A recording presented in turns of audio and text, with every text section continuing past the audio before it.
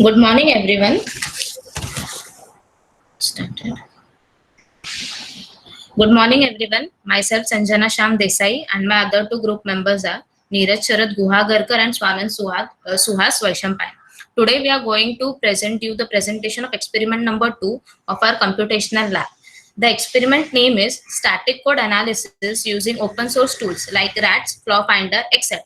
Now, let's see what exactly is static code analysis. Often we have seen that whenever we run some program of any language, if there are some errors in it, the code of the program don't run. It won't run. But whereas we get the message as there are some errors in the code, and sometimes we fail to understand that what exactly the error is in our code. And in the issue of analyzing that what would be the error, what would be the error, we usually waste a lot of our time in finding out what the exactly error is. So basically, what is static code analysis? Static code analysis is the method of debugging by which we can examine the code even before the program is run on our actual, like in our Turbo C or any of the other platform. So basically in that, it is done by analyzing a set of code against a set of multiple coding rules. Basically there are some automated tools for this purpose, so in which before even running our program to the actual platform where we actually want to run it be Java or it be any Turbo or any C platform, we first run our code here in this automated tool platform. So in that, we get to know before running that what would be the errors, and along with that errors, here we also get to know that what we could do to remove that errors. We also get the solutions for it. So this type of analysis which addresses the actual weakness in the code that might lead to the flaws, like that might lead to the error in the code because of which the code won't run, that is known as basically static code analysis. So the static code analysis, it becomes much more effective when we have the automated tools for it, the tools which can analyze it. Next, we have some list of tools here, some open source tools and some closed source tools. So basically, what are the open source tools? Open source tools are the tools in the open source tools are such tools wherein we can make the changes in the program code, and whereas open source tools are free, as everyone knows, whereas some closed source tools, some of them are charged. The some softwares are charged. So even in open source tools, we have many such tools listed here which we can use to analyze the code. In our experiment, we were given two tools. That was, one was Flaw Finder and the other was RATS. So in that, as we can see, Flaw Finder is a tool which examines the code of C and C++ language, whereas the first one in open source tool, that is the Visual Code Gripper. What it does, this tool is multilingual. That is, it can be used to examine the static code analysis of any language. Let it be C++, C, PHP or Java, any language. The second tool, that is OSWAP. So that is used for examining the code of Java. RIPS is used for examining the code of PHP. Likewise, we have various tools where some are the open source tools, while some are the closed source tools.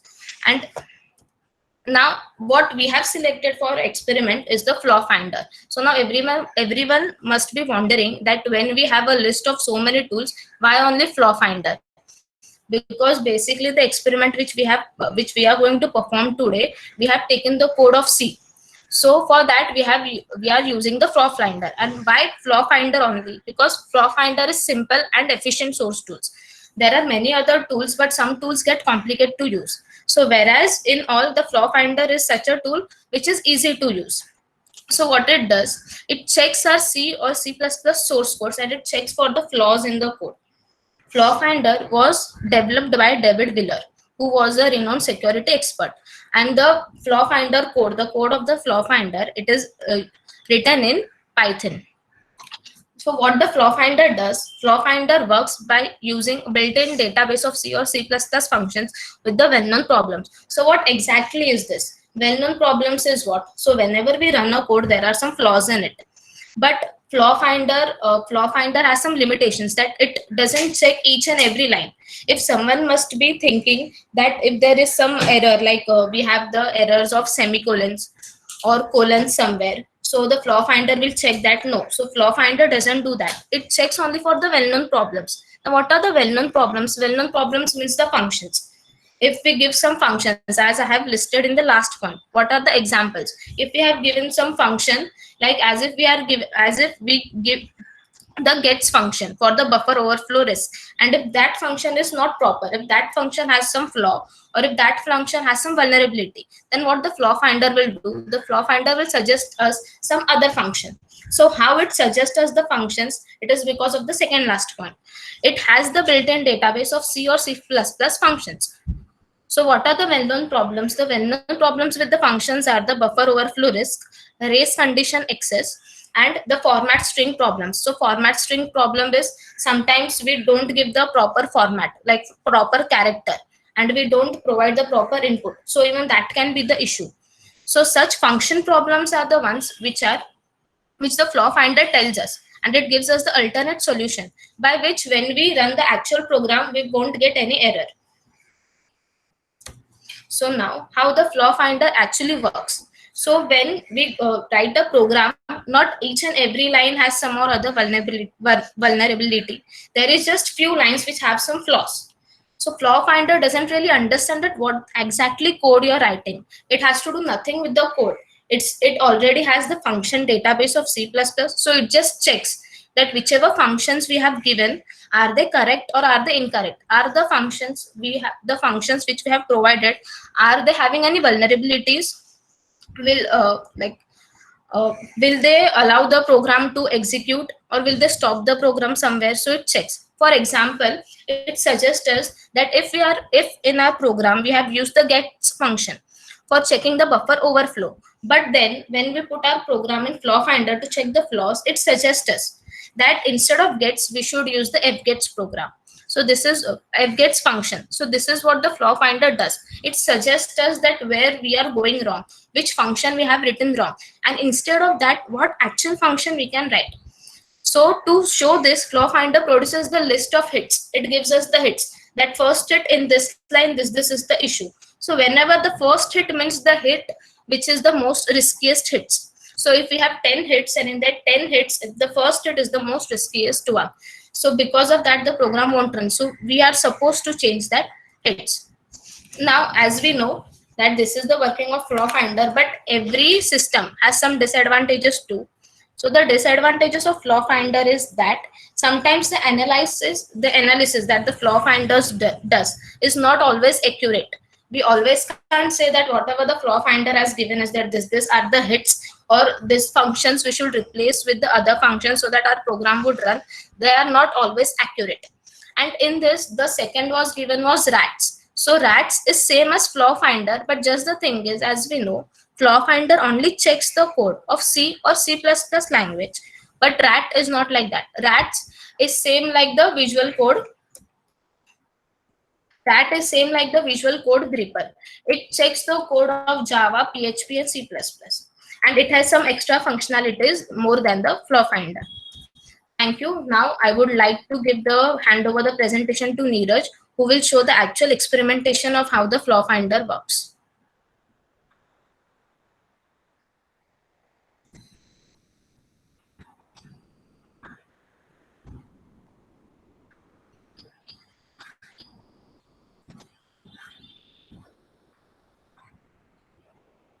Neeraj? Just a minute.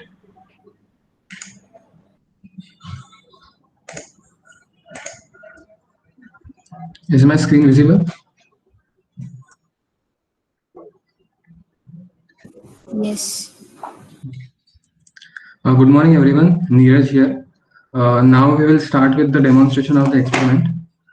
First, we have to download the flaw finder tool. So you have to go to this website dvilla.com.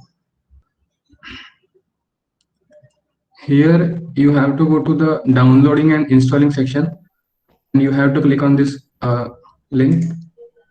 It will download the zip file, and you have to extract that flaw finder folder. Now I have already downloaded this folder. So now we have to go to command prompt. Now we have to install the flaw finder. For that we have to type pip install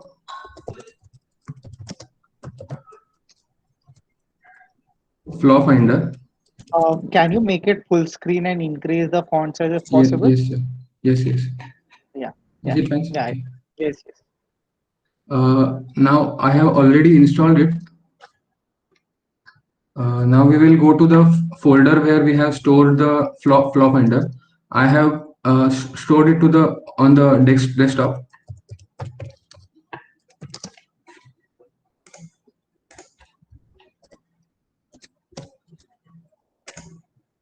So here we will give the path. Now we can see these are the directories that are present in the Flow Finder folder. Now for running the static code analysis, we will type the command as python flow finder,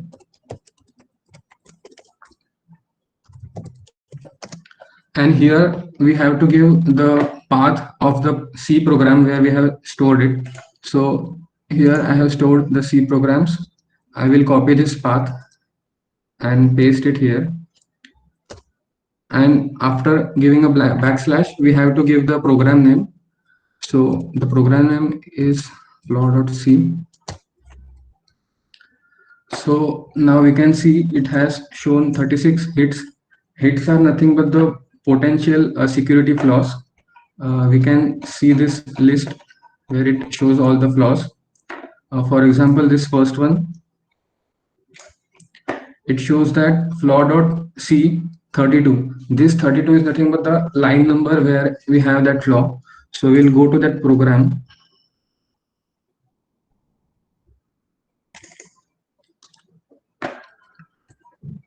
So here, this is the program where it is written that get s and bracket f. So here it suggests that use f gets instead. So we will change it.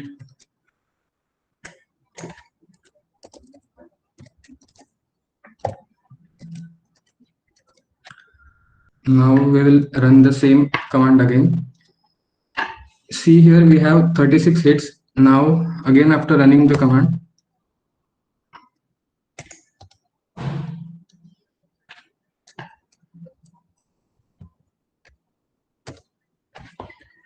we can see here the the number of hits have become 35. The last hit we have changed is now correct. Here we can see that the levels of hits are given. Flow Finder gives different levels of hits ranging from 0 to 5, 5 being the highest. Means if the number is 5, then the flaw is more riskier. So we can see that this is showing in bracket 3, means at level 3 there are 3 flaws. So we can see here this is 3, 1, 2 and 3. There are total 3 flaws at level 3. Similarly, we can if we have a program which do not have any flaws, it will show something like this.